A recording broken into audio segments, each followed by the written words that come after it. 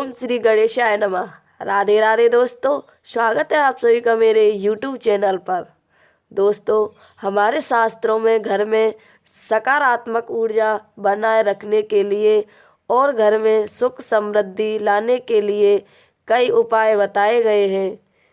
यह उपाय हमारे शास्त्रों में ही नहीं, वास्तु शास्त्रों में भी बताए गए हैं, जिन्हें करना अनुचित माना गया है। आधुनिक जीवन शैली के अनुसार हमारे जीवन में कई ऐसे बदलाव आए हैं जिनके कारण लोग अपनी संस्कृति को बोलते चले जा रहे हैं, जिनका प्रभाव उनके जीवन पर पड़ रहा है। यहाँ प्राचीन काल में लोग अधिक समय तक जीवन रहते थे और सुख समृद्धि रहते थे, वही आजकल लोगों की आयु कम होती चली जा रही है। पहले लोग जमीन पर बैठकर भोजन करते थे, जिससे उनकी ऊर्जा और जमीन की ऊर्जा का मिलन होता था, जिससे वह स्वस्थ और हमेशा खुश रहते थे। लेकिन आजकल देखा गया है कि लोगों में कमजोरी आना एक आम सी बात बन गई है।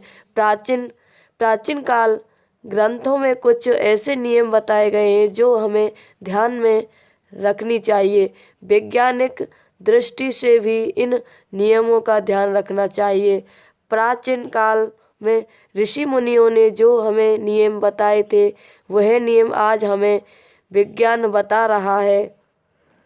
साथ ही ज्योतिष के अनुसार खाना खाने की आदतों से हमारे ग्रहों पर भी प्रभाव पड़ता है। आइए आपको बताते हैं वास्तु के अनुसार वह नियम क्या हैं जो हमें खाना खाते समय ध्यान रखने चाहिए।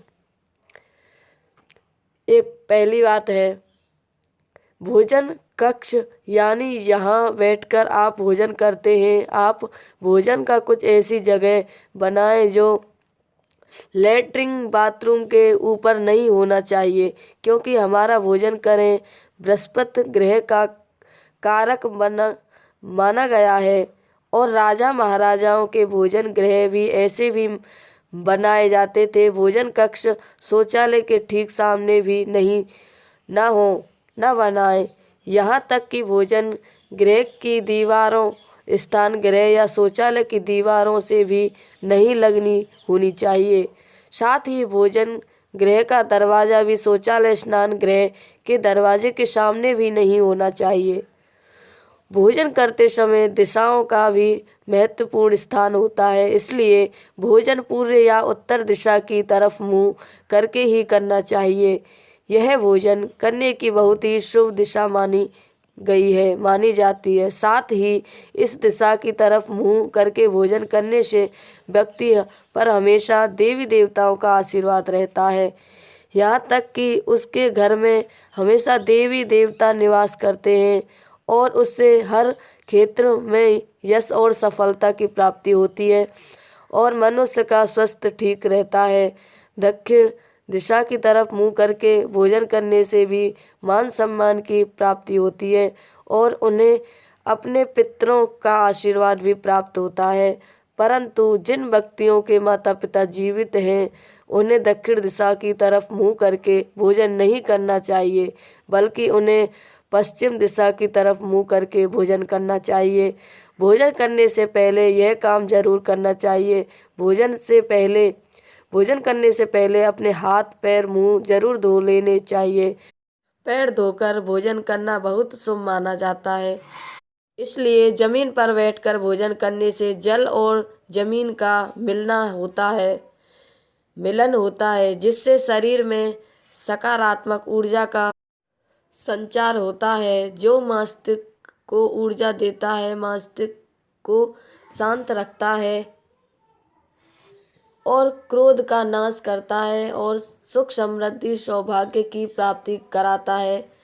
अग्निकोण की दिशा यानी कि दक्षिण पूर्व की दिशा मुख करके भोजन करने से यौन संबंधी बीमारी, जमीन पर बैठकर आलती पालती मारकर भोजन बहुत शुभ माना जाता है और कभी भी कुर्सी पर बैठकर टांग हिलाते हुए भोजन नहीं करना चाहिए। यह अशुभ होता है। जिन्हें धन की कमी होती है, उन्हें पश्चिम दिशा की तरफ मुँह करके भोजन करना चाहिए।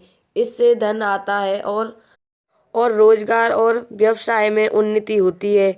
घर में कभी भी टूटे हुए बर्तनों का इस्तेमाल नहीं करना चाहिए, ना ही गंदे बर्तनों का इस्तेमाल करना चाहिए। टूटे हुए बर्तनों का इस्तेमाल करने से घर में दुर्भाग्य आता है। भगवान को टूटे फूटे बर्तनों में, प्लास्टिक के बर्तनों में भूलकर भी भोग नहीं लगाना चाहिए।